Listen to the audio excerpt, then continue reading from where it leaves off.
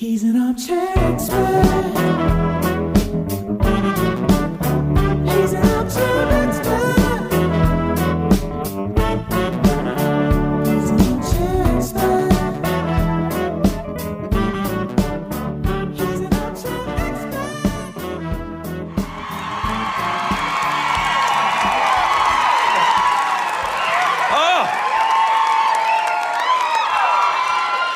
Guys, I wore my tightest overalls tonight for you.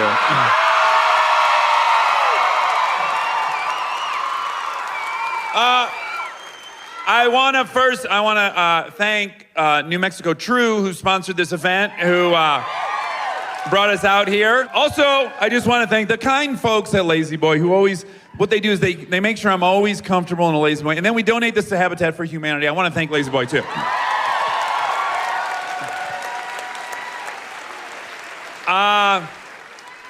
We are truly, truly excited to be here. We first were nervous. We thought if we go to Santa Fe, can we fill a theater? How many people live in Santa Fe? How many are under 86? We were very, very touched to see the response. Oh, I have to say something heartbreaking. So we were at our hotel tonight before we left, and we bumped into a family who they flew from Denver to come to this show. Oh, more than one, okay. And of course, we were in Denver last night, and I felt very bad. So Monica will refund all the money you guys have spent. She has a briefcase full of it. Speaking of the most beautiful woodland creature in all the land, let's bring Minnie Mouse out here.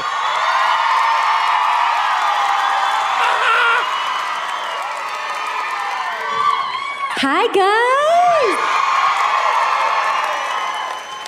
So tonight, one of my really good friends was kind enough to fly here from Los Angeles, and we met on Parenthood. He did an episode of Parenthood, and then I did an episode of his show, and you probably know him from About a Boy. He was in Bad Moms. David Walton, he's the handsomest, funniest guy I know. Please put your hands together.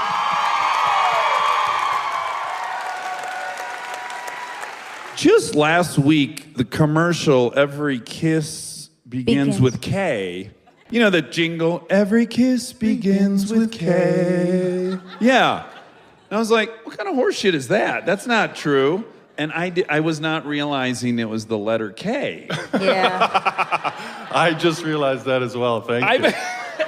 Yeah, I've never understood a music lyric in my life. Good Lovin', I always thought was like Two to Love. You know, those kind of things. Sure. Well, I was reading a book about 10 years ago, and it said, this animal had eaten an acorn. And I said to Kristen, hon, what is an acorn?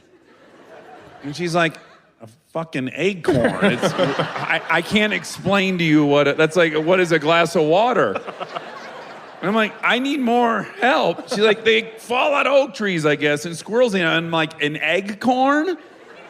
Oh, it makes a lot of sense to think it was egg corn because it's shaped like an egg. By the way, happy Easter tomorrow, everybody. Oh, timely story. Also happy 420. I hope some people are stoned. Walton, are you a little wound up on the marijuana for this occasion? I haven't had any tonight. I have been enjoying it throughout my stay here in Santa Fe. It's a wonderful place. Yeah. I also have 2 young children, so is this being recorded? Yeah. Parts of it. Okay. You are from Boston, Massachusetts. Yeah, correct.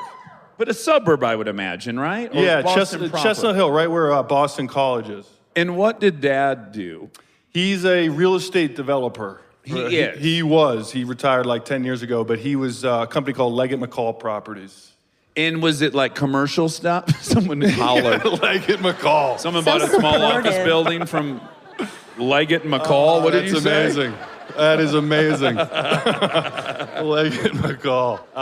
Yeah, they are a successful real estate company that had office buildings up and down the East Coast. Yeah. Yeah, he was a successful man. Do you ever have anxiety about acknowledging that? I am extremely nervous right now saying it. Yeah. If I meet an adult who was a kid with rich parents and they're not a piece of shit, Yeah. I find that so much more impressive. than like poor kids turning out all right, you know?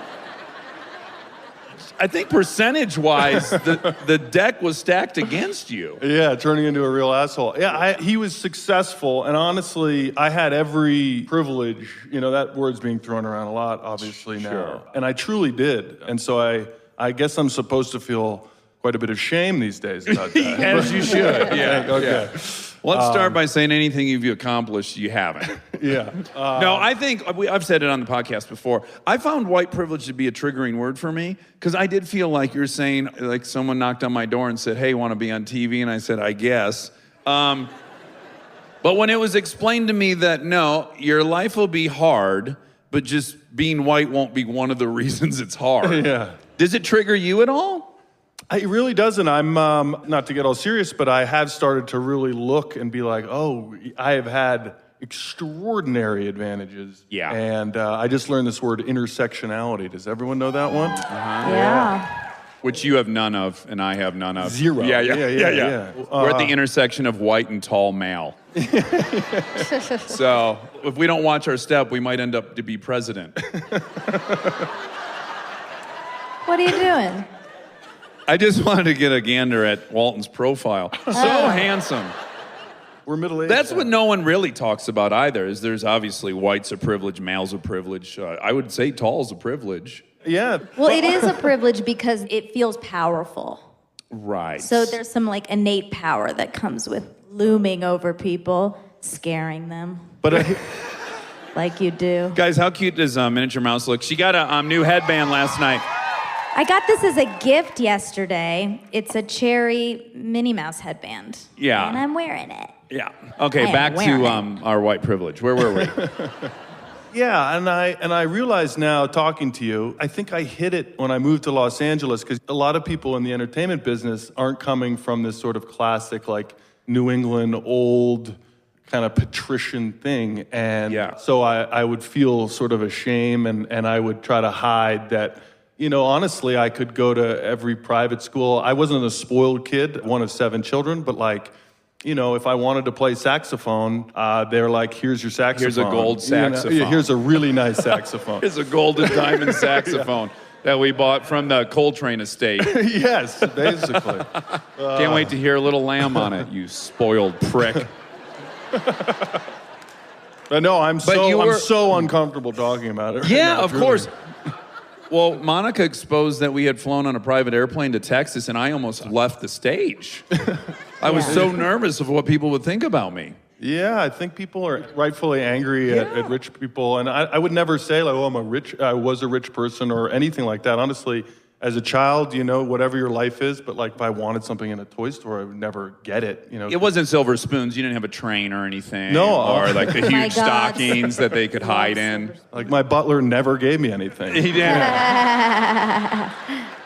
But you were one of 7. In what order are you in that? I'm 5th. Basically, I have 2 half brothers. So my mom had 2 kids. She married my dad. They banged out 2 girls, and then I came along. The boy, finally my dad had a boy, and then I think what basically happened was we were all 3 years apart, and then like when I was 6 months old, my mother took my dad to his favorite restaurant and broke the news that not only was she pregnant, but she had twins. Ooh. And he, I think, belted back about 7 martinis. Sure. So 7 children, and those are girls. So I was going to be the youngest, sort of doted on. Yeah. But what I ended up becoming was sandwiched between an incredible amount of estrogen. Sure.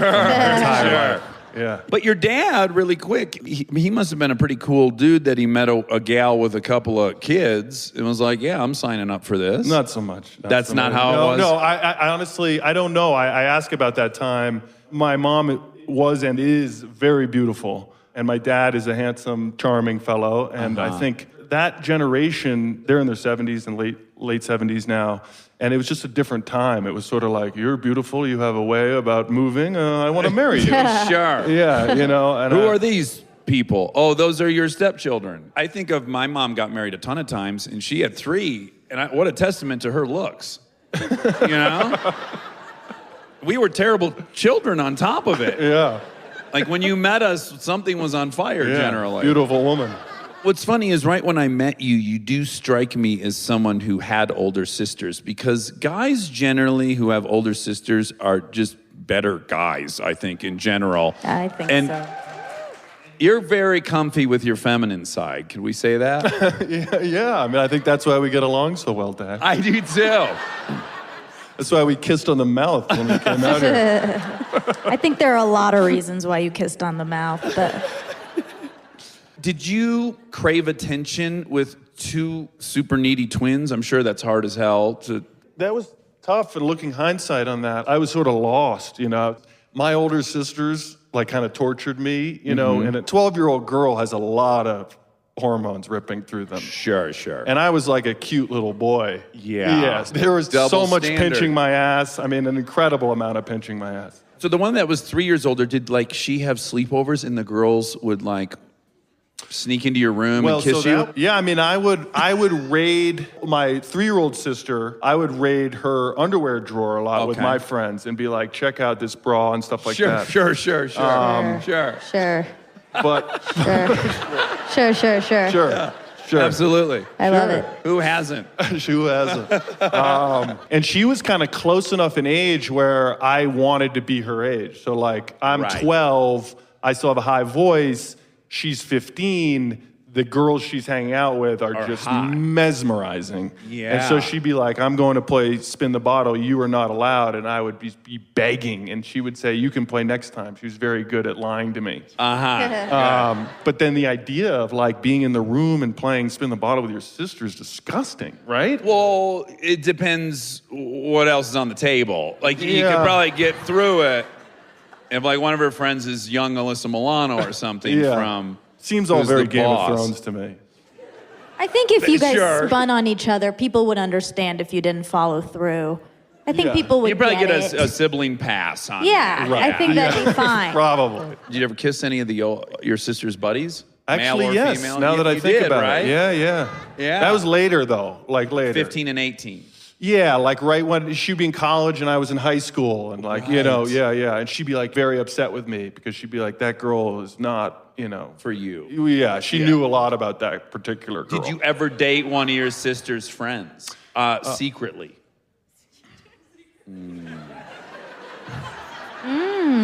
I believe I did, yes, Dex. Oh, Yes. yeah. Boy, you had the life I dreamed of. Fucking train in your living room, stockings the size of a Volkswagen, Butlers and making everywhere. out with your sister's older friends. That's Oh. what that profile will get you. Yeah. it Get you a will. lot, buy No, you it a was lot. truly chaos in that house. Oh, Now, you so much crying. Oh, my God. Incredible amount of emoting in my house. Yeah. My best friend Ryan Hansen has 3 daughters, and I have 2 daughters, and we all are together nonstop. Yeah. And he and I have been socking away a little money to get an apartment in downtown LA. So as soon as everyone hits of age and then everyone's cycle gets synced up, he and I'll just bounce for 3 days and be like, "Good luck, everybody. Tell us how it works out." Now, you went to a series of private schools. Were any of them co-ed? Yes, so I did, my first 9 years were at this school called Dexter in Boston, which is, it's actually where JFK went and Neil Armstrong. It's got a good alumni. I'm so glad you offered that up because Yeah. one of my questions was, what famous people went to your private Yeah. school? But it was extremely strict, like no arts program, single file, coat and tie, sort of Catholic base, but you didn't have to be Catholic to go. Yeah, but that was 9 years of all boys. And then I was a very late bloomer, didn't hit puberty till pretty late. So my mom evidently was like, you're gonna go to your sister's school, which was a co-ed private school, right literally across the street. And then later in life, she's like, I didn't want you going to boarding school, which is kind of what you do in New England. I didn't want you going to boarding school without hair on your balls. Oh, really? Wow, good for her. Good looking out, Mom. Yeah. Honestly. Yeah. Honestly, because you communal showers, which we can parlay there if you'd like. But you played hockey, right? Was that your sport growing up, as I recall? Yeah, hockey player. Certain kind of gal who likes hockey players. I'm married to one of them. Yeah, my sisters all like hockey players. They like those big butts. Yeah, powerful Powerful. haunches and hindquarters. Yeah. So in that setting, the hockey setting, surely you're doing some showering, yeah, with the gang. It cannot be this way anymore. But Dexter, that school I was telling you about, you went full communal shower from kindergarten to 8th with your teachers. No. Swear to God. Catholic school, huh? And all boys school. Can't say I'm super Swear to surprised. God. No. Swear to God. And I remember this because my teacher was hung like a moose. I mean, honestly. Wow. And he was a wonderful guy. He really is. Trustworthy. He's a wonderful guy. I still know him to this day. He's a good man. A good man. Yeah. He wouldn't worry about Mr. just Hamlin, soaping you're his gonna- balls, staring at like this. And And wait, you are prepubescent. This is the weirdest world to me. JFK went there. Wow. Yeah. Now, when you meet Mr. Jackson, and then did it occur to you like, oh, I'm going to see him nude in a few hours?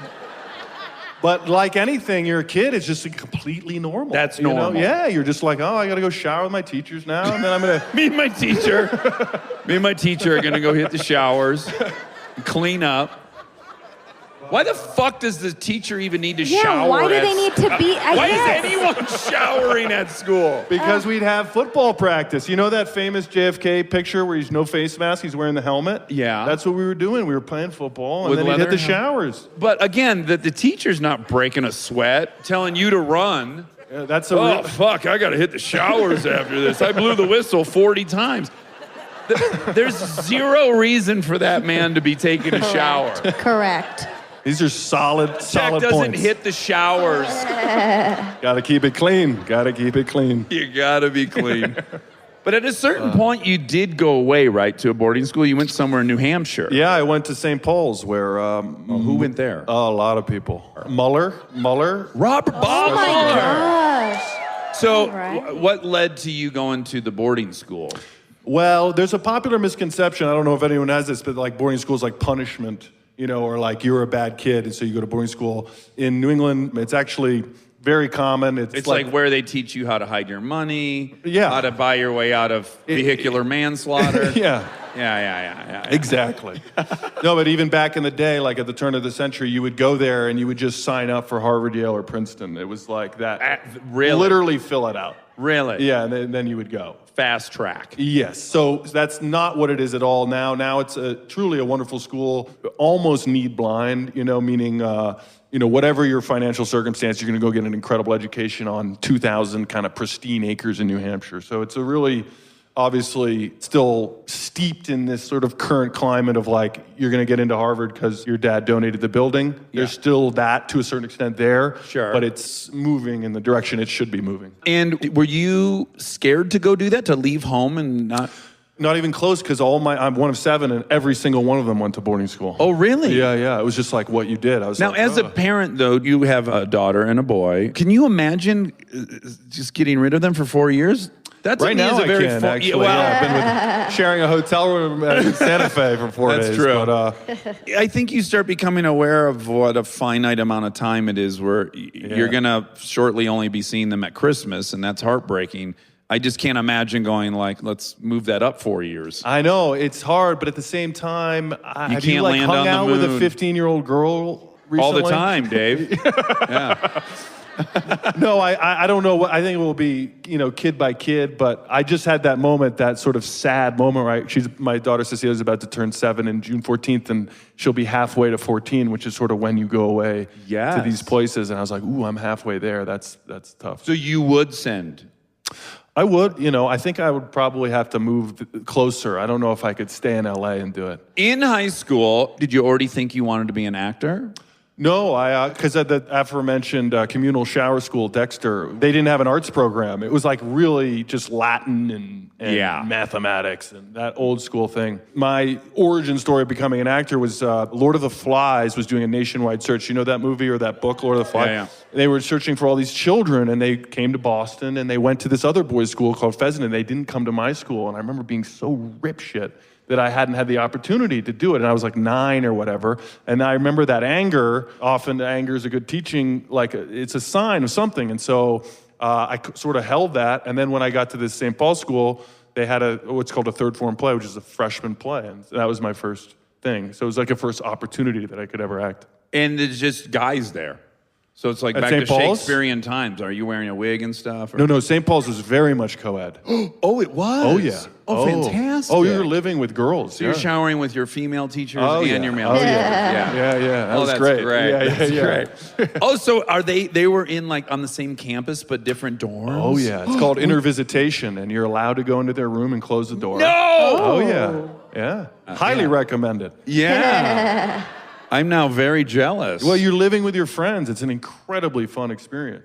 So you do plays in high school and you enjoy that, and then you get into Brown. So you must have been a good student, I would presume, right? Yeah, I was pretty good. I sort of did the bare minimum. That's always been my really sort of terrible motto, honestly. It's just like, do the least amount to have. I find it charming in you. Thank you. So what did you major in at Brown? Psychology, psychology. Oh. I don't know why I said it like that.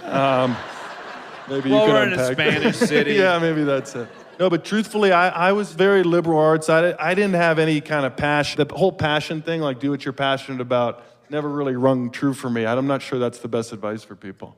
Oh, is to isolate what your passion is and then Well, run I don't towards think a it? lot of people, I think if that was the case, then everyone would become professional Fortnite players. Do you know what I mean?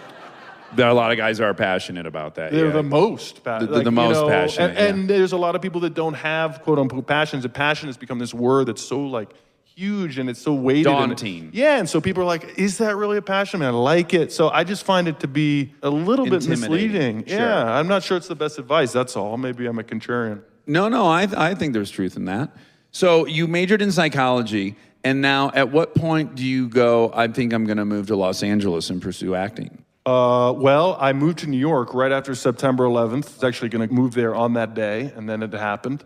So I waited a month or so, and I went there. I moved to Los Angeles with a television show. So I got cast in a show called Cracking Up with Jason Schwartzman, Molly Shannon, and Chris McDonald. And And how did you end up getting cast on that? I did a play in New York that a Fox executive came and saw. And she liked me and then brought me in for a general with Marcia Schulman, who's the head of Fox casting. And I was a knife salesman at the time. And Knife? Yeah, Cutco knives. Any Cutco knife sales? Yeah. Great product. Great product. It's an excellent product, 440 gauge carbon stainless steel, thermal resin handles, nickel-plated rivets. Really great product. An ex-girlfriend of mine sold Cutco knives. And I don't think I've witnessed anything cuter in my whole life than watching her saw a pop can in half and then taking a tomato and cutting it in half. Yeah. A soda can. A pop. Oh, Sorry. Pop. It's so charming when you say it, actually. So you were. I have to imagine you were moving a lot of Cutco knives. I was though. the #1 knife salesman in the month of February in 2003. Were you really? Yeah. Thank you.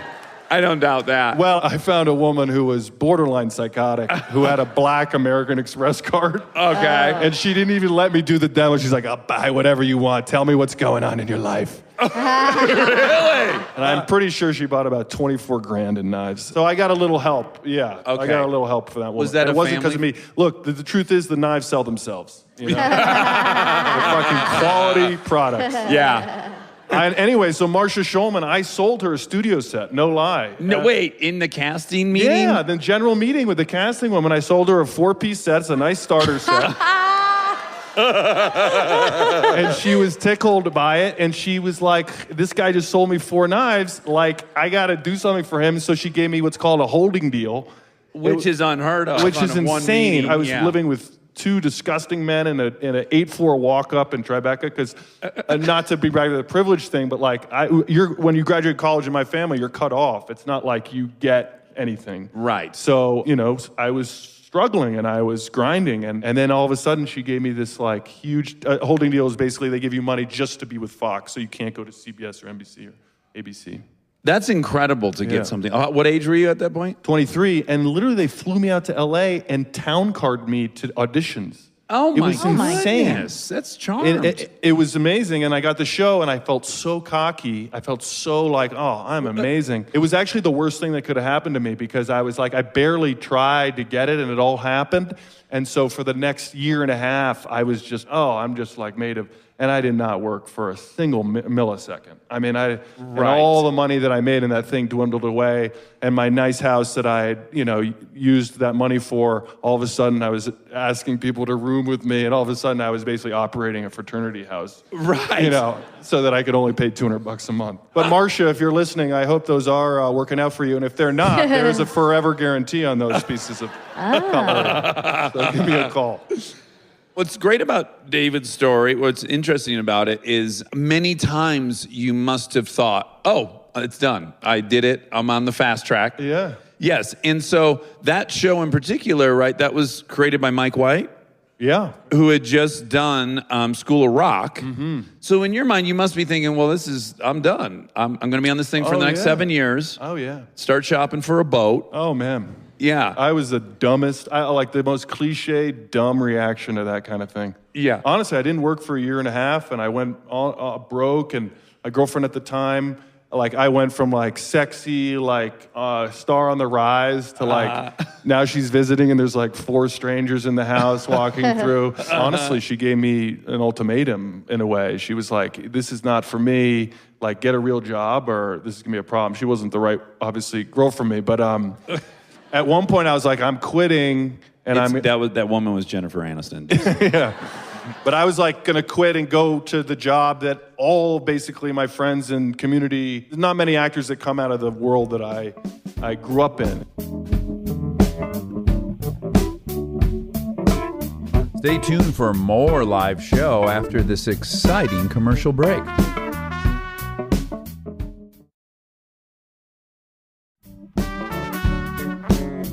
Now, I want to get into drugs a little bit. No, I mean, Let me start drugs. by Look, saying that drugs, I don't like the word drugs. I'll start there. Okay, Yeah. great. Aspirin's Just a drug. so you guys know, we'll be talking about drugs, whatever he calls it. I don't know. I take a lot of supplements, okay? But Walton and I share an affinity for certain drugs that we think are, I mean, I can't take them anymore, but he still can because he's not an addict. But we believe that mind-expanding psychedelics are kind of a good thing. We're pro those, right? I'm excited that the stigma is being released and that they're being explored again, that they're a gateway to our incredibly complex psyches. What are we, there's 800 people in here? Yeah. All of you snowflakes and infinitely complex. No, seriously, you're all really, truly beautiful people. We all do similar things and we can have patterns of behavior, but I believe that all of you have incredible layers to you that generally don't get revealed without a little help. And certainly therapists can do that, but psychedelics have the ability to break things away and give you insights. Yeah. I am not at all confused by how you sold so many knives, because that was intoxicating. I've been trying to get Monica to do Molly for 2 years now, 4 years. Haven't moved the needle at all, but Well, I got maybe you should pitch it. I'll probably do it. Right? Well, look, I think, honestly, so this is what MDMA is for me. So in college, I would do it just like any kid. You do it at a club or something just to have fun and dance. But nowadays, it's being used in therapy sessions, and it's being... Well, Michael Pollan's got an amazing book about it right now, right? How to change your mind. I mean, that's honestly more about the psychedelic element. MDMA, I'm not sure how it classifies, whether it's pure psychedelic or not. But it's considered what's called a heart opener. You've been in a mood where if you're grumpy or something, and then you'll watch a video or you'll hear a song or something, a kid will do something and you kind of you'll feel yourself kind of melt, or you feel yourself more generous, and that's what people would call heart opening. And you can have incredible insights into relationships. So people are taking ecstasy now to, like, if you're married to someone, you obviously have incredibly rich history of buried, strife, and you get defensive. And MDMA, in that kind of setting, there's no chance of defensiveness. Yeah. Like, nothing you can say can trigger anyone.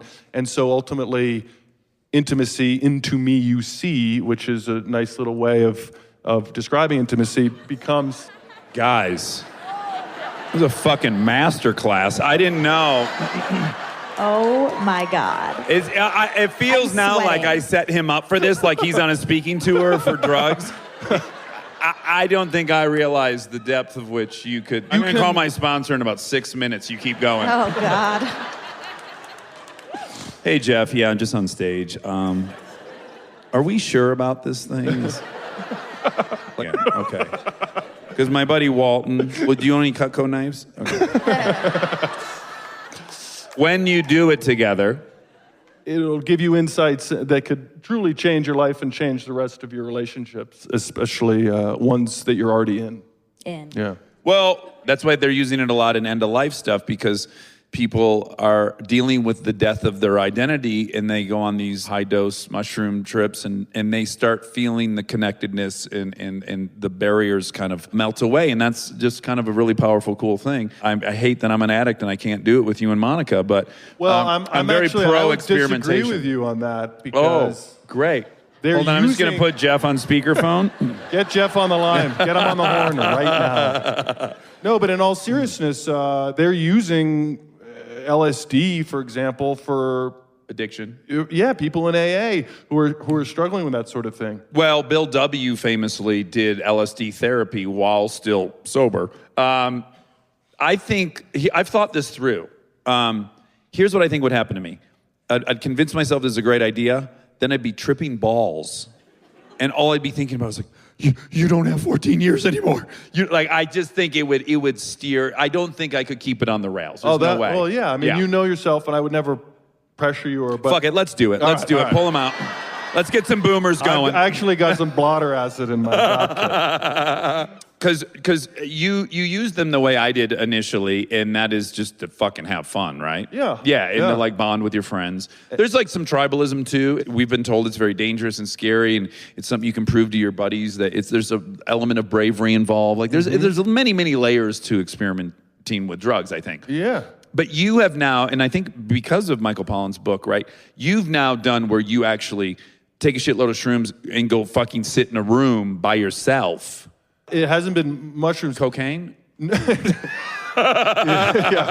Changed my life for the better. Huge. Honestly, cocaine is a great drug. Yeah. No. Yeah. If you want to see the best side of yourself, just grab an 8-ball of that. So selfless. Such Such a good listener. Yeah.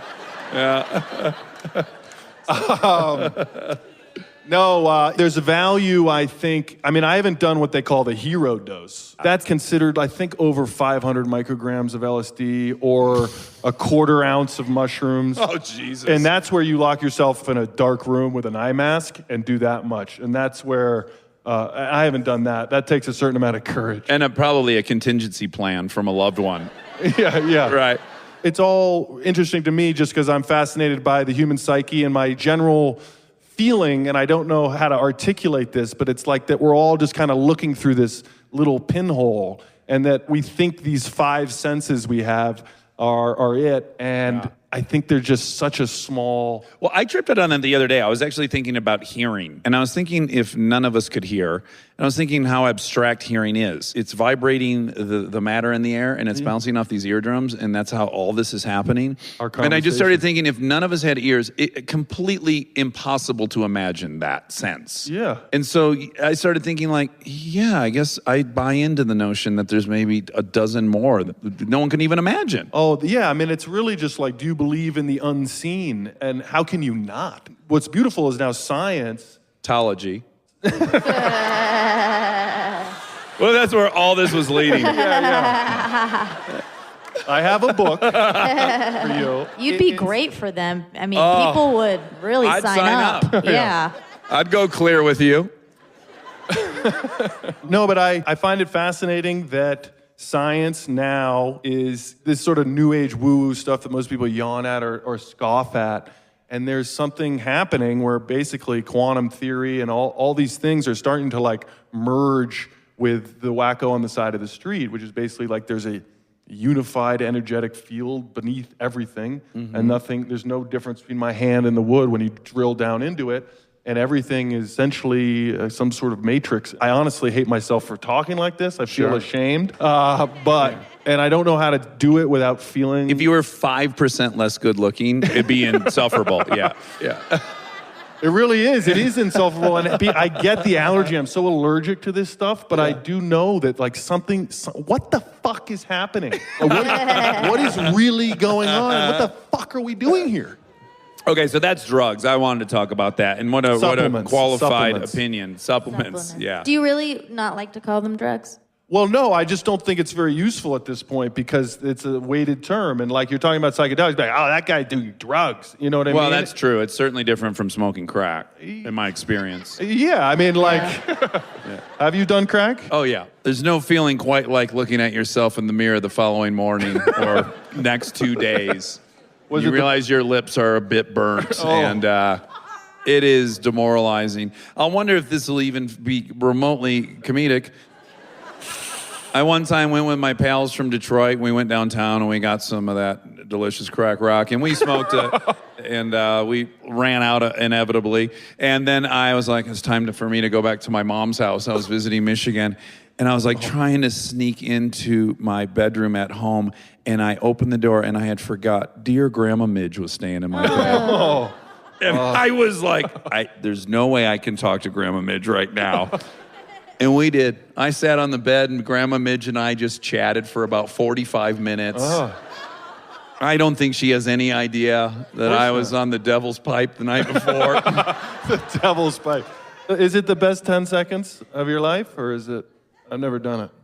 Well, I think the results speak for themselves. You know what? I made a logical, thought-out decision to smoke crack. Yeah. There was this HBO documentary series called Hookers on the Point. Do you remember this? I do not. It was a great, great program. Most logic begins with hookers on the point. Yeah. The narrator was so weird, I don't know where they find it, but he was always like, the ladies are working hard tonight on the point. But I was watching that program, and I was seeing what the gals were doing to get crack.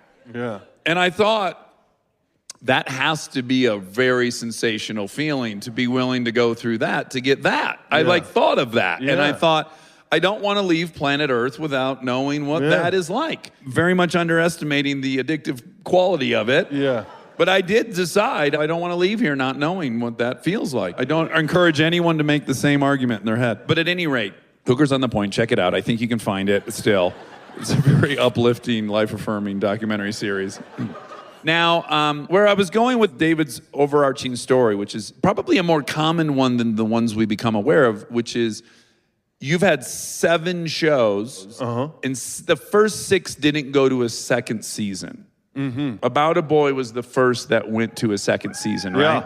Yeah. Great show. David was so good on it. Thank you. And that's a hard path to be on. Oh, I'm still on it, dude. That thing did go a 3rd season. No, I mean, I always say like life in the NFL, you know? Right, but it would be very easy the thing I say, kind of like a broken record, is you're in the NBA. You're not Michael Jordan. I'm not Scottie Pippen, but I'm in the NBA. Yeah, you're on TV regularly all the time. You know You're what I'm at saying? the party. And it would be such a shame to evaluate the experience by some comparison to someone else as opposed to on your deathbed go, oh, fuck, I did that. I made a living. I tried something nearly impossible, and I did it. I made a living. I raised a family. I got to express myself. It wasn't the height of that, but I never fucking enjoyed it because it wasn't the thing I was comparing myself to. Yeah. Show's not going, full 7 seasons or whatever. Is that the golden, what did Parenthood go? 6. 6, attaboy. Yeah. Hey, I go, fuck you, Dax. I don't bring this up to try to embarrass you about it. I bring it up to hope that you could impart what most 99% of us have to learn, which is perseverance and not letting this racket in your head destroy you and take you out, because that's what happens to a lot of folks. It's the same in everything. It's process over results. Do good work. I've truly failed upwards. Like every failure has led to something else, and you shouldn't care about the result. You do because you're human. I'm getting better and better at just being like, you're competing with yourself as opposed to other people. Well, right. When you got your first show, and you probably, if you're like me at all, did you start forecasting in the future? Like, oh, good, this is sad. And then you start kind of building an identity around the future. It's like, this is what, my sister is also an actress and my favorite human being. She's the most beautiful little bunny rabbit. And she'll have an audition, and I'll just stop her before she goes in, and I'll go, let me ask you something. Have you already thought, I'm going to get this job, then I'll be on TV every week, then I can buy a house, and then blank and bang and blank. And I'm like, look at this. You're going to go into a room for 10 minutes, and you've built a lifetime on top of this 10 minutes. You can't do well. It's too much pressure for any human being to do. And now this thing that should be a small little chunk of time in life becomes a mountain. It's going to make or break your life. Yeah, I mean, I do that. I mean, I bought a Powerball ticket for $500 million. Okay. And my entire day was daydreaming about the $500 mil that was coming my way. I couldn't stop. I was like, you are a fucking idiot. But I couldn't stop. I was like dreaming about coming home to my wife and being like, we did it. We got it. I got 500. Actually, it's 350 after tax. We took a big hit on taxes, but we're still sitting on 300 mil. Can't buy a sports team, but we can have front row seats. When you were daydreaming about it, what kind of silly stuff were you going to do? With the money? Yeah. Just get out of debt. Okay. What a sexy fantasy. Yeah. But we met, you did an episode of Parenthood, I think was the first thing that happened. A crossover episode. Jason Katims, who created Parenthood, also created About a Boy and Friday Night Lights. He's a genius. But he set our shows in the same world. We've all lived in the Bay Area, and then you came on his show. Yeah. And then I went and did your show as an actor. Well, and then I came on and directed, and I think that's where things really took off. Yeah, no, that's where the hugging got a little uncomfortable for everybody. Yeah. We would kick each morning off with a good minute and a half hug. Long hug. Men need more long hugs. Yeah. Well, it releases oxytocin, the love hormone. So can I tell a quick story? But I was in a rehab place, not for myself, but I will. This is a place called the Meadows, and I was there for a family member. But basically, there was this Hell's Angel type, 300. Like you see him on the street, and you'd be terrified. You'd run the other way. Extremely scary looking. And he was our leader. He was an addict. He was leading the thing, and he was like, "Every man needs 10 hugs a day." And I was like, oh shit. And it was like, do you need a hug right now? He's like, you're damn right. And I like, that's really resonated with me. My hugging game went way up after that. Yeah. I've actually started to go experiment with a heart-to-heart hug. Normally, penis to penis kind of. Yeah. But you can avoid that and even up the power by just going left to left. So keep it pure. Don't confuse right things. Yeah, don't. Okay. Anyway, I'll try that with you later tonight. We'll try it later. But I actually like the hip-on-hip hug. To me, that's where I know someone's sincere and serious about the hug. You strike me, and I've always admired you as like a fearless person, like a guy who makes people happy but doesn't seem to need to people please in a way. Like you have a superpower like that. You're obviously an enormous talent, but you have a fearlessness that I admire very, very much. Thank you, David Walton. If you can sit down on the bed with Grandma Midge and talk to her post-crack. After a couple of crack pipes. Everything else gets manageable, I guess. Another really terrible drug story about me. One of the most surreal experiences I ever had in my life was crystal meth was not a thing in Michigan. It was that was not a thing when I was a kid. And then I moved to California and it was a thing. And then some friends of mine from Detroit wanted to try that. So I brought some, on the airplane home for Christmas. And we did a bunch of it, too much of it, you could say. I could not go to sleep for 3 nights in a row. Oh. And by the 4th day, I was starting to really think I was never going to fall asleep, and I was starting to lose my mind. Mm-hmm. Terrible. Go over to my brother's for a big family dinner, sit down on the couch to watch TV. It's a 60-minute special on crystal meth addiction. And it's the story of a young drummer who just couldn't stop playing the drums on crystal meth. And he gave himself such severe carpal tunnel syndrome that the footage of him was trying to eat and stuff. Ugh. And all my family members were like, could you imagine? Can you imagine? And I was just like, oh my God, they're totally gonna look at me and go, oh, it's happening right here. The worst buzzkill you could have is watching a crystal meth expose with Morley Schaefer about the little drummer boy who ruined his carpals. Anyways, good times. So you one time were going to take on a role in a movie where you were going to have a real legit Boston accent. And even though you're from Boston, you didn't innately have that accent. Yeah, no, my parents weren't from there, so I don't have an accent. Right, and you were at the fancy boarding school, they didn't have that thick accent there, right? They talk like this. I was just showering with Mr. Greger, and apparently, One of the boys in the shower today. So what did you do? How did you prepare for this accent? One of my best friends in the world is Luke Coppage. We grew up across the street from each other in Boston, and he's a sports nut. He knows everything about Boston sports. So I was calling him. I just moved to Boston to shoot this Hallmark movie. My friend is a huge Pats fan, and 98.5 is the radio station in Boston, the sports hub. And that's where you're going to hear your thickest accents, right? Oh, it's just absurd. So he's like, you know what? You should call in and practice, And then I go, well, how do I get on the radio? He goes, talk about how you want Josh McDaniels, the offensive coordinator for the Patriots. He's like, do you wonder if Josh McDaniels is going to be the next head coach? So they pick up and they get real aggressive. Go, what's your question? And I go, this is Billy from Revere, and I just want to know, I just want to talk about Josh McDaniels, see if he's heir apparent of Belichick. And he was like, all right, stay on the line. And I was like, and I texting Luke, I'm going, it's happening. They just told me to stay on the line.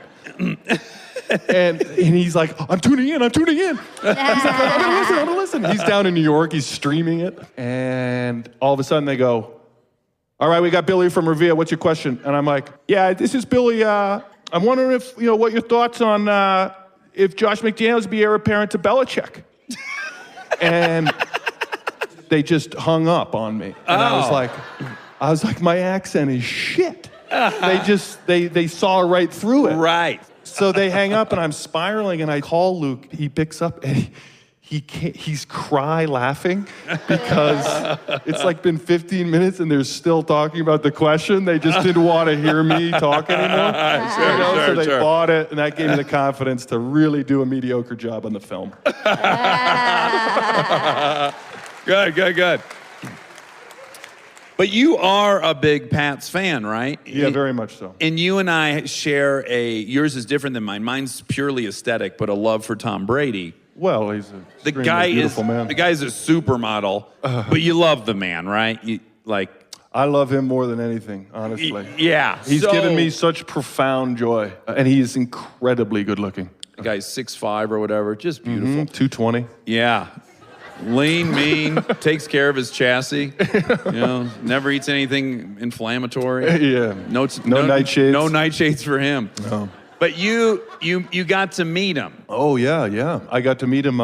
He's a big golfer, and I got to sit down with him. We're up at this fancy dancy club in L.A., and I'm sitting at a table like this, and he sits down just random. I didn't know he was there. I didn't know he was playing, and I guess the guy I was with was friends with the guy he was playing with, and all of a sudden, honestly, you're just sitting there, and your hero sits down. I went into a state of deep, deep shock, and everyone started introducing themselves to each other, and I just stood up, and I took my hand out, and Brady, like you're a pretty good eye contact guy. I almost have to look away from you sometimes. Thank you. Sure. Yeah. A little bit creepy. It's too much. It's kind of creepy. Sometimes it's too much, especially when he's singing or doing an accent.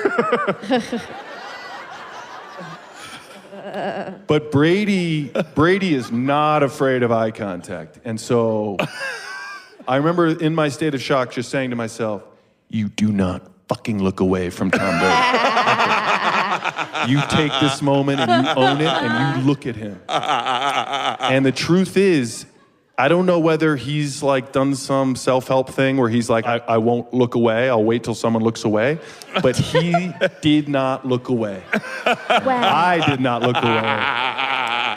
And something fucking happened. And if Tom, you're listening, I need to talk to you. I want to see if you felt it too. Honestly, it was 35 seconds. No. Well, David Walton, I can't tell you how much I appreciate that you would fly with your whole family here to Santa Fe, be so honest with us, give us a full master class on drugs and psychedelics and our uniqueness and our layers. I appreciate it so much. Thank you so much for coming out tonight. It's so much fun. We love it here. We hope you'll have us back.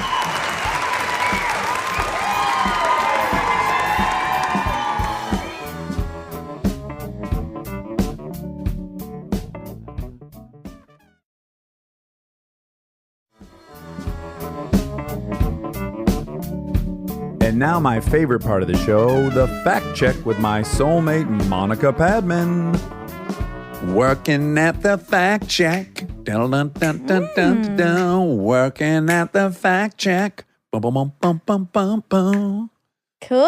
Hi, Monica. Hi. How you doing? Great. How are you doing? Great. How's that Emmy nomination going? Still lost. Oh, you still? Okay, they Yeah. haven't reversed their decision? I still don't have an Emmy. I'm fingers crossed we'll get a reversal. Okay. Sometimes like it's exposed in the Olympics that the athletes were juicing, That's true. and then it rolls downhill to second place. It would be ironic because the one that won was an opioid doc. Oh, yeah, if they got caught doping, Yeah, I guess actually it would be allowed because right, what they're journalistic doing. exploration Yeah. required them to know what their subjects were Know actually the product. dealing with. Yeah. Yeah. So Yes, I don't you're right. I don't think there'll be a reversal. That's okay. David Walton, can I just say for a second, when he got into his explanation of drug use, I was captivated. Yeah, you were. I had never heard someone that knowledgeable and dedicated to the mind-expanding properties of hallucinogenics. Yeah, he is a big advocate. I was saying he should have a drug podcast where he gets other drug experts on or enthusiasts. They discuss it. And maybe sometimes they even record episodes while on acid or Under something. the influence? Yeah. See what they get. That could be interesting. Sure is. I mean, just I can't imagine being productive or linear in my thoughts at all if I was on that stuff. No. But as you heard when Craig T. Nelson was on, he would perform on acid on live television. And he Yeah. thought and he was good. Maybe. Yeah. I guess we don't know. Probably he kept working. That's true. Yeah. That's true. It's probably different people, different brains. Yeah, and you know, famously, the guy who pitched a no-hitter on acid, do you know that whole story? There was a Major League Baseball player in the 70s or 80s. He pitched a no-hitter, and he was on acid because he had been given the day off. And he was on the Oh. beach with some gals. They had dropped acid, Okay. and then he was taken off that beach to go pitch in San Diego. They were on the road. Yeah, it was Doc Ellis. Doc Ellis. There's a documentary about it. It's pretty fascinating. Cool. He was largely unaware of the fact he was pitching a no-hitter. Wow. Yeah. I wouldn't like that. To not be aware of pitching a no-hitter? Yeah, I'd want to be aware. I thought it kind of made the argument that it's the thinking about pitching a no-hitter that prevents you from pitching one. Like it'd be real easy to get in your head. Ninth inning, you've come so far, only a few pitches left. You're right. I don't know. Maybe that was the trick. Mm-hmm. What's going on with you? What's going on with you? Nothing. Are you distracted by something? I mean, I was working on a crossword puzzle, so maybe I'm distracted by that. Maybe you're thinking in those terms. When you're doing crossword puzzles, you start thinking in the terms of the crossword puzzles. Yeah, I like that. I mean, I just started crossword puzzles again a few days ago. I get very frustrated by crossword puzzles. Because you're not just innately great at them. Well, I don't know all the answers immediately. Yeah. Right. I was very happy. You asked me 2 questions. I didn't know one of them, but I knew the other one. It was fiestas and fusions. Yep. And I bet some people will get it. Ford. Yep. Yeah. They made a car called the Fiesta. Real tiny little shit box back in the 80s. And then now the Focus they make. Fusion. Fusion. Well, they also make a Focus. They yes, do, the but that Fusion. wasn't part of that my wasn't, clue. Not at all.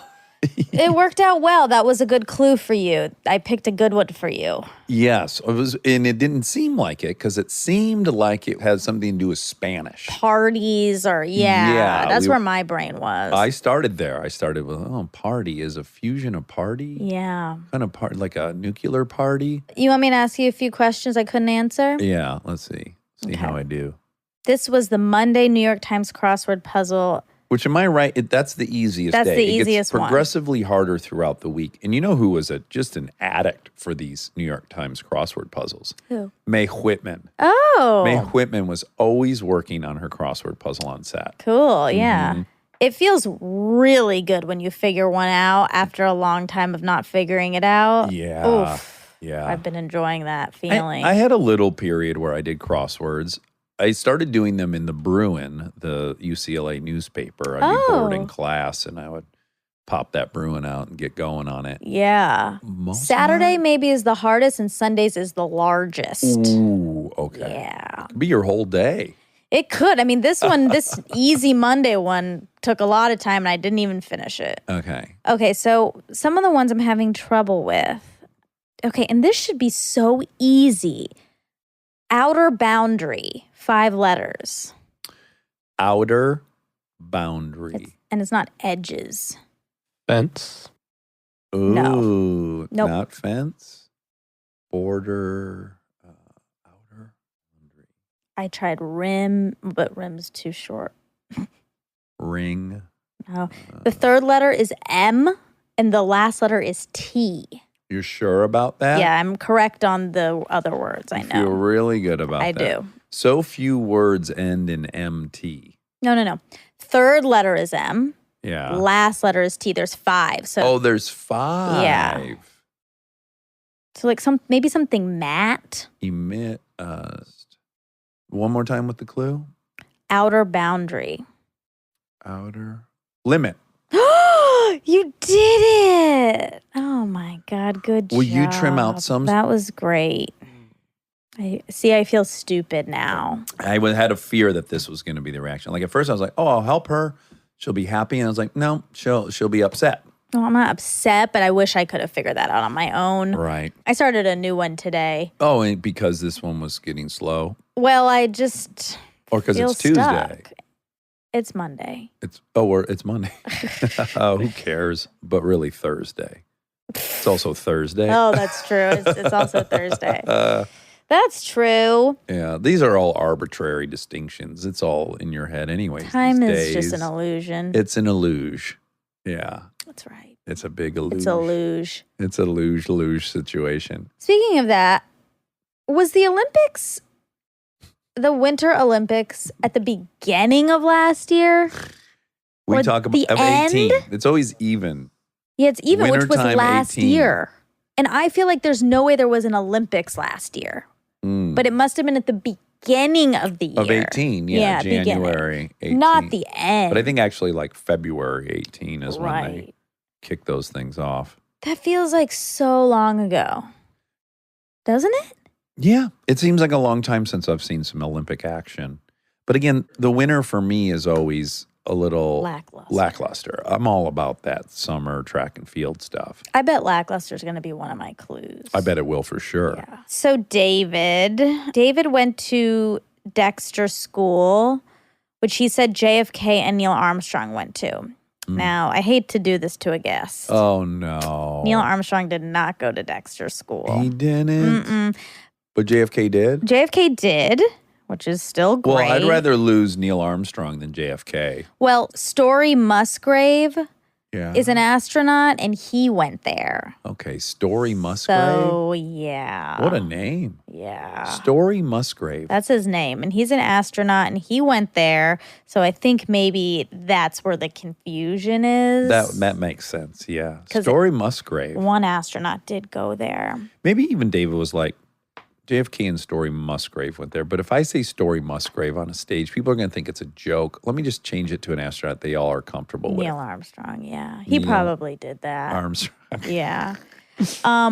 And David's name is on this list on Wikipedia. Oh, of famous attendees? Yeah, of that? noteworthy Oh, attendees. So he should be excited about that. That's flattering. It's very flattering. Do you think I'm on any of those lists? Would your school have a Wikipedia? I Like, can't imagine. I doubt it. Walled Lake Central. unless do all schools have Wikipedias? I don't know. It's hard to know what's all on Wikipedia. It's a very big platform. Yeah, and it's And okay. it's just marginally correct, too. I'll add that. Exactly. Okay, so St. Paul's boarding school, that's where he went after. Oh. That's the one where he said Robert Mueller, and Robert Mueller did go there. Oh, great. So that's good news. That's really good news. Yeah, and Archibald Cox, a Watergate special prosecutor, also went there. So a lot of these like special Prosecutors. Yeah. Yeah, it's a pipeline for special It's prosecution. interesting. Nick Stoller also went there. Oh my goodness, why didn't he say that? I know. And Maybe he Nick's- doesn't know. He might not know. Nick Stoller directed Sarah Marshall, Yes, he did. He Get Him to also- the Greek, Get Him to the Greek. some other stuff. Stork. He's a prolific comedy Yeah. man. I think one of his very first jobs ever as an on-set writer was Without a Paddle. He flew Oh, down really? to New Zealand, and that was one of his first on-set writing jobs. Oh, that's cool. Yeah. I auditioned for one of his pilots this year. I didn't get it. Oh, then I don't like him anymore. Yeah, we don't like him anymore. Okay. Well, I did like him a lot until I just found that out. Anyway, also a few of the Vanderbilts went there. I'm obsessed with the Vanderbilts. Oh, Because I read the Cornelius Vanderbilt biography, The First Tycoon, which is one of my favorites, because he fist fought people a lot while being the richest man in the world. I don't like Warren that. but- Buffett was also kicking ass in the streets of Omaha. I think that would be fantastic. No, When deserved. I love that he is peaceful.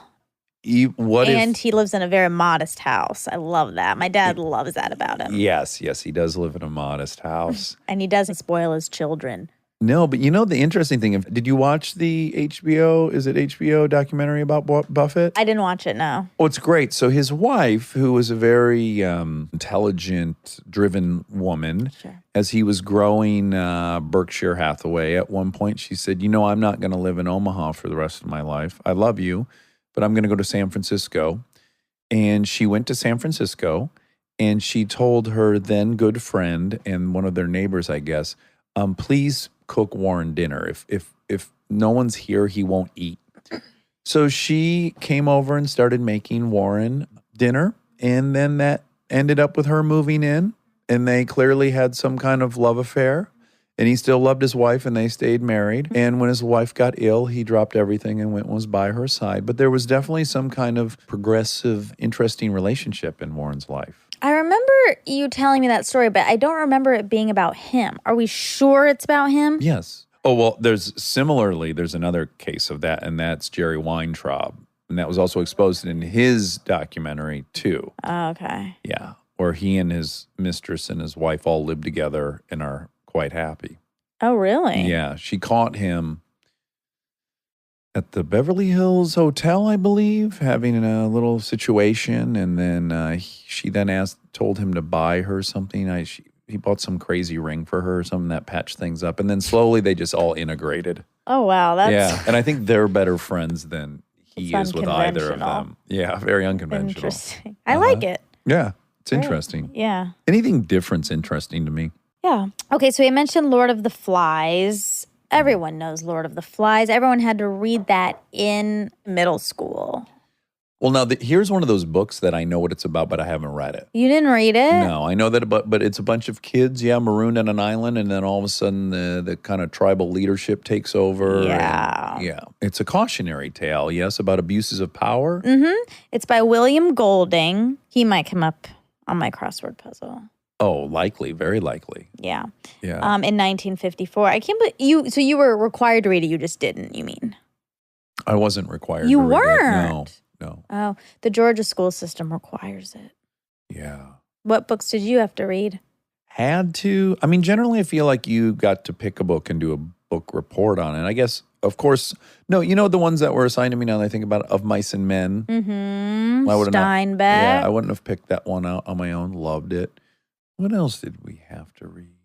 Scarlet Letter. No, didn't read it. Really? No, but my sister did. I recall that. What about Old Man in the Sea? Oh, No, Hemingway. oh my Hated God. it? I hated it. It's the worst book I've ever read in my life. Do you like any Hemingway book? Oh, I never read any more, of course, okay. after that. Okay. To be well, honest, I don't know if I finished it because it was so excruciating. it's a very male voice. Maybe one of the most male ever. Well, I like male voices. My favorite book for a long time was The Lords of Discipline by Pat Conroy. What's that about? Dance troupe? No, it's about West Point. Oh, okay. Well, Lords of Discipline sounds like a really cool dance troupe, doesn't it? Yeah, sure, it could be. It's about a military school based off of West Point. Oh, and it's all about boys and stuff, cute boys. It was a really good book. He's now gone. We lost him. Yeah, he's passed. His fight is over. Yeah, he's passed. Okay. Anyway, so I hated Old Man in the Sea. Ernest Hemingway. We had to read Great Gatsby, of course. Did you have to read Great Gatsby? I did. F. Yeah. Scott Fitzgerald. Although, to be honest, I read that as an adult. Really? Again, because there's books that you can get assigned and then just not read. Right. So let me just tell you, I was always pursuing the hardest math classes. I was not pursuing hard English shit at all. I was so Yeah. bad at English. Yeah, but I feel like they still require some reading. They do. Yeah. They do. They should. And I did. I Okay. I can remember things I did book reports on. All the S.E. Hinton books. That was then This Is Now, Tex, Outsiders, Yeah. Rumblefish. Read all of them. They were all about boys and generally some mischief, fighting, all that kind of stuff. I wonder if you would have liked Lords of Discipline. Sounds like I would, yeah. Was there any fist fights? Probably. I don't remember that part. Okay. Probably. You remember more like the shower scenes and stuff? No. Oh, I don't know. God. Stop stereotyping me. The best book we ever had to read was To Kill a Mockingbird. I love that book. Just bought it on Audible. You never read it? 5 days ago. No, never read it. But I know about Atticus Finch, and I really want. Is that it? Atticus yeah. Finch. What happened was there was a 60 Minutes segment on Jeff Daniels, who I love. He's a Michigander, Sure. and he's currently doing To Kill a Mockingbird on Broadway. And I think I want to try to see it, even though I hate plays. I love him so much. I decided that I'm going to try to see it when I'm in New York. At any rate, I was like, I should read that book before I go see the play. It's an incredible book. One of my favorites. It's pretty. Revered. Yeah, everyone seems to really love it. Who's read it? Yeah, it's a really good one. Cool. Yeah. Yeah. Is MDMA considered a pure psychedelic? MDMA is a synthetic stimulant drug known commonly as ecstasy, although not technically a psychedelic drug. MDMA has psychoactive effects There we go. that may hold medical and personal benefit.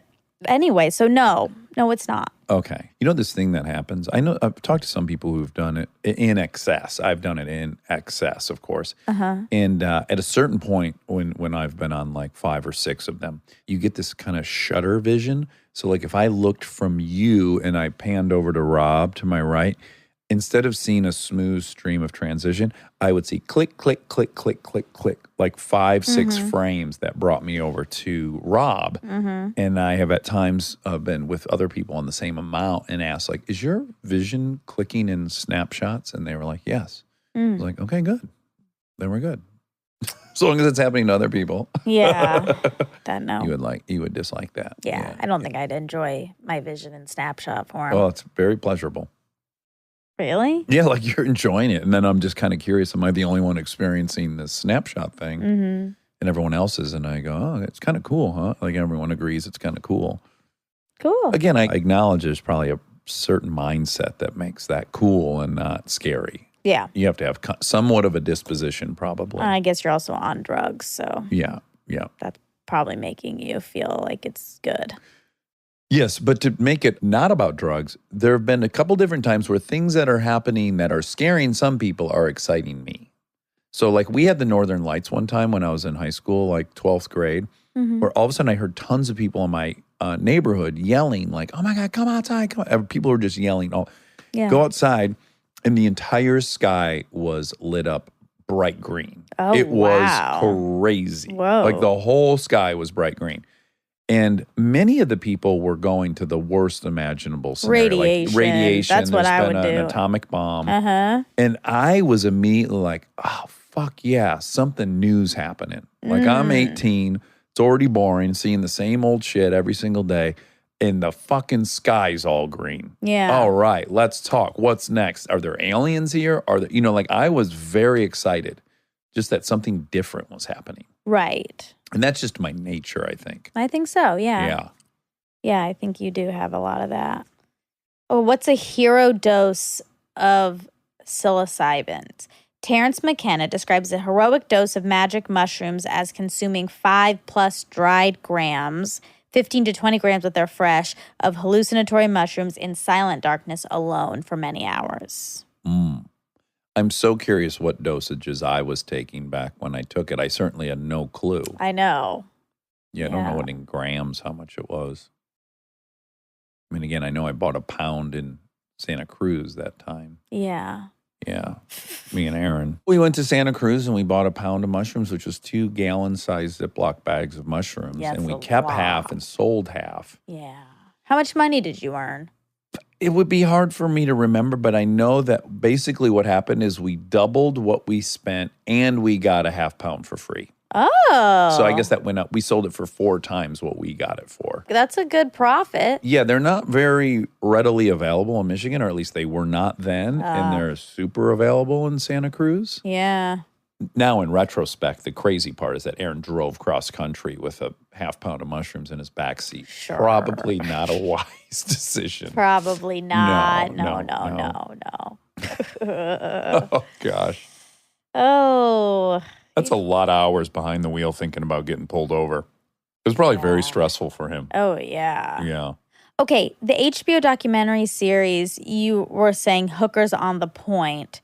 It's actually Hookers at the Point. Oh, Hookers at the Point. Yeah. Okay. 2002, HBO, as you said. And you were talking about the narrator, and the director is the narrator. His name is Brent Owens. Oh, wow. He takes us to the streets of Hunts Point in South Bronx for a candid documentary about the local sex workers, period. Wow. I'd love to have him on just so we could hear his voice. Okay. The girls are working hard tonight on the point. At the Point, I guess. Yeah, but I feel like he was saying on during his Really? narration. But, maybe he did a play on words for the title because the area is called The Point. Yeah, But when he was narrating, he was talking about on the point. maybe. Yeah, they would never narrate a documentary today the way that was narrated. How come? Because it was a little bit like those early pimp documentaries that were kind of celebrating pimpness. Oh. Like Pimps Up, Hoes Down. That's a very famous Oh, I've never heard pimp. of it. It's a celebration of pimps. And Oh, they have like a wow. yearly convention and they award like Pimp of the Year. What? In fact, some of the dialogue in Idiocracy is directly taken from Pimps Up, Hoes Down. Wow. Yeah. But now, of course, it wouldn't be seen as a very positive documentary.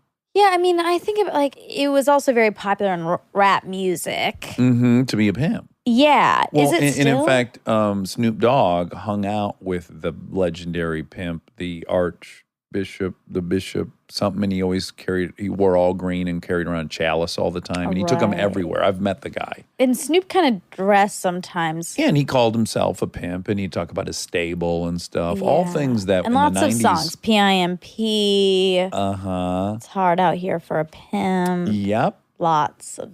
So, yeah, the tide has turned culturally on that. I wonder though. I still would be interested in it just for the culture of seeing a convention about pimps, and I would want to see it even if I recognize that it was a destructive thing. And in the same way I like watching documentaries about KKK, I'm just fascinated by their organization. What does it Yeah. look like? What are their stupid ceremonies all about? Right. How do you get in? That stuff is all interesting, if you're How do I get in? judgmental about do I what they're doing. join? Where do I fill out? Where do I send my paperwork to? Yeah, I'm interested. You can have interest in dark things. In like But it's Nazi not, Germany I don't stuff. think it's interest in dark things. It's interest in why people behave the way they do Yeah. and how they behave. I'm interested almost in all subcultures, regardless of what the outcome of their work is. I'm Right. just interested in it because they're different from us. But are you I want to know interested the in- mechanics of what a pimp does. How does he get the girls to, because right out of the gate, you're asking yourself, why on earth would a woman have sex for money and then give most of that money to somebody Another who person. didn't have sex for the money? So you're just starting with a question I certainly want answered. Yeah. And then what you come to find out is it's just horrendous manipulation and like father figure stuff. And Yeah, of course, it's like exactly. feeding on a terrible Yeah. kind of control that the patriarch has. So it's exposed that. But anyways, I still want that question answered. It Yeah, really is. yeah. I did a commercial with Snoop. Yes, Yeah. I do. And there was a second famous person in that spot. Charo. Charo. Yeah. Yeah. Yeah. But she wasn't in mine. But No, yeah. but in the campaign. Yeah. Yeah, it was Burger King or something? Uh-huh. Uh-huh. And We you had to wear a finally Burger got her King. name. And you had to work in a Burger King outfit. Yeah. And you were around Snoop, who's like exudes Very cool. hip hop coolness, and you were in a Burger King outfit. Yeah. But I didn't feel like I wasn't really trying to impress him. You weren't? No. Okay. No. I would have been like, if I had done a Lil Kim commercial for Burger King and I was in the fucking Burger King outfit, it'd have been killing me. Yeah. I that can she's not see seeing that. me look my best. I could see that. Although maybe my best look would be in a Burger King outfit. I don't know. Maybe. The more I see, listen, here's what's going on with the feedback. I told you this has been making me self-conscious. So Spin the Wheel's coming out. Yeah. June 20th, 9 p.m. on Fox. Check it out. It's a party. So game show. And for the game show, I decided, well, I should kind of look like a game show host. So I slicked my hair back. Sure. And now there's billboards all around town. And there's some commercials. Many of our friends are coming up to me to say to me, oh my God, you look so good on those billboards, or you look so good in those commercials. And I think I look stupid in them, right? Uh-huh. My hair's all slicked back. It's becoming obvious to me that I'm wrong about when I look best. I'm clearly wrong because people are way too enthusiastic about how I look on those billboards and on the commercials, leading me to believe everyone hates how I look normally.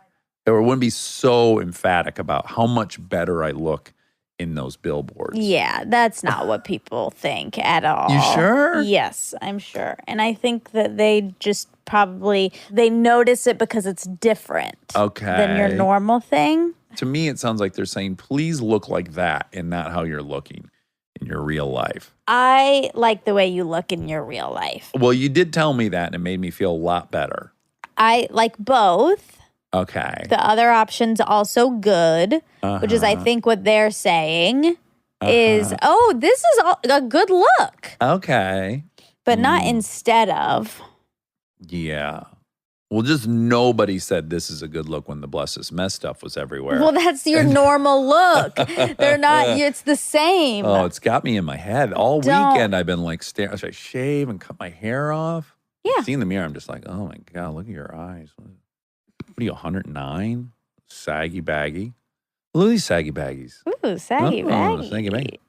Oh my God, I had this idea. We were watching Handmaid's Tale last night, and there was a scene where she was washing her face, our lead actress, and there was no mirror on the wall. And I thought, oh, that makes sense. They don't give the handmaids mirrors. Uh-huh. And then I thought, I wonder how much better everyone would feel if there were no mirrors. And I wonder if you could actually start a country or a state or a community or like an island. Mm-hmm. You create a society on the island, and mirrors are forbidden on the island. Okay. I thought this whole thing, I took like a 10-minute vacation while we were watching the show to consider all this. Uh-huh. And like, that would be the only thing they'd really screen for at the airport to make sure no one was smuggling mirrors in. And then what I was thinking would be really funny is that people would inevitably be leaving their houses where they'd have missed big chunks of what they shaved and everything. Well, yeah. And their hair would be like backwards or whatever, if Yeah. you couldn't see yourself. So maybe you would start off with your neighbors would be like, oh, Mike, you missed needing to shave right here, feel right here. And then maybe you'd even assist that person in helping with their appearance. Or would everyone just be like, oh, everyone looks all fucked up. Everyone's hair's backwards and there's patches and stuff. So who cares? Right. Do you think maybe that could lead to like a utopian, if you just had no idea what you look like and your experience then in life was never looking back at yourself. It was just taking in the info. I did think of one problem, driving. You need mirrors to drive that's safely. true. Well, look, we don't have a mirror in here in this attic. That's right. And that's not because we're trying to do an experiment. That's because we just never got one and we don't have one. Mm-hmm. But there are so many moments where I want to look in that mirror for something like, do I have food in my teeth? Boogers in your nose. Yeah, things like that. Mm-hmm. They are embarrassing. Yeah. And people are still seeing it, whether there are mirrors or not. Right. So you need mirrors to check up on yourself Right. a little bit. Well, I was thinking those people not in a relationship would be at more risk of having like a booger hanging out of their nose or flaky skin under their eyebrows or something. Mm-hmm. They wouldn't have a partner in the morning telling them, oh, hun, you've got some passengers on your nose hairs. Ew. I think it's good for people to look in the mirror and have to deal with what they're seeing. I think it makes you better. You don't think you maybe just at some point forget that you even look anyway?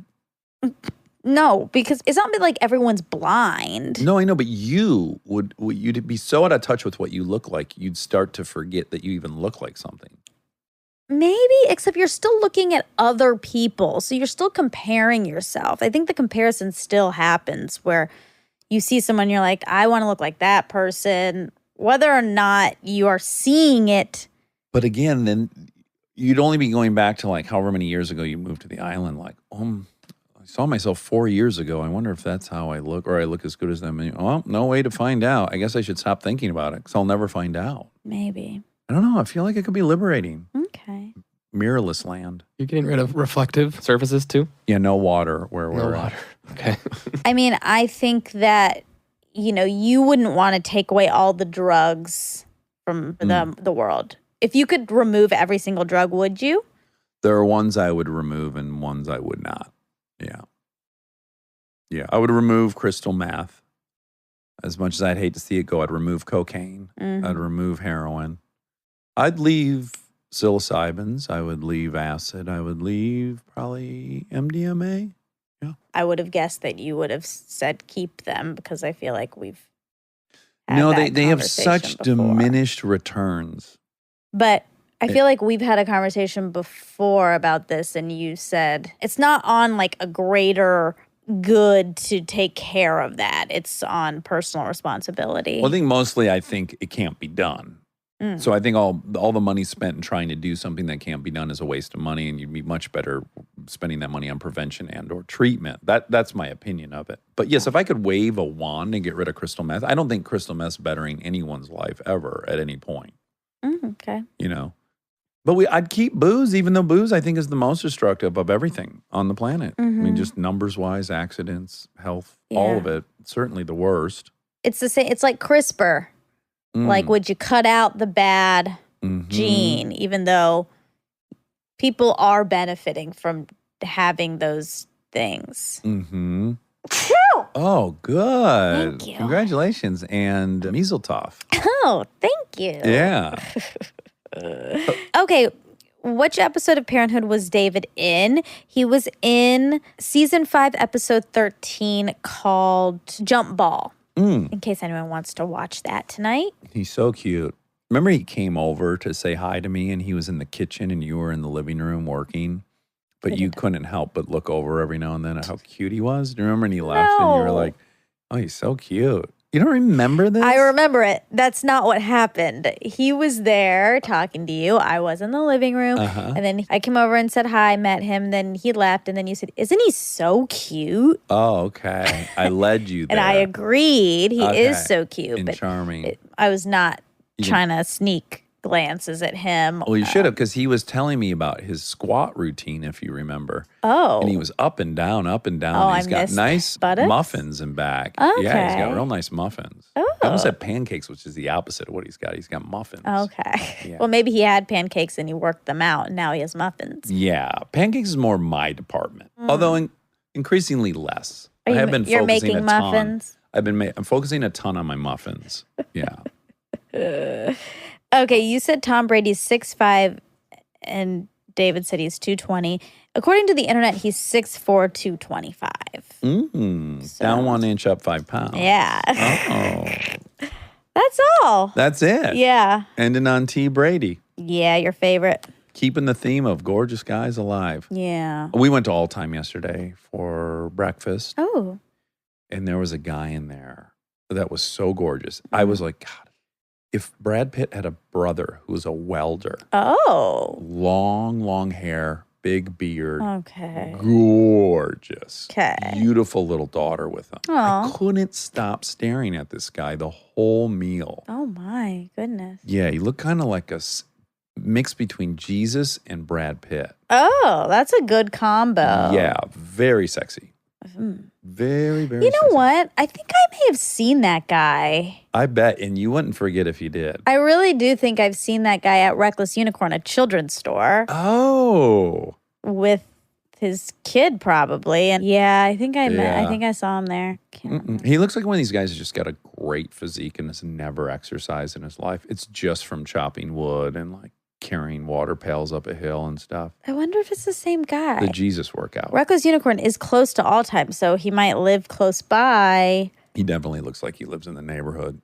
Wow. Yeah. Good Keep for your him. eyes peeled. I will. Yeah, he's very hot. Well, I love you. Love you. Have a great rest of your day. You too.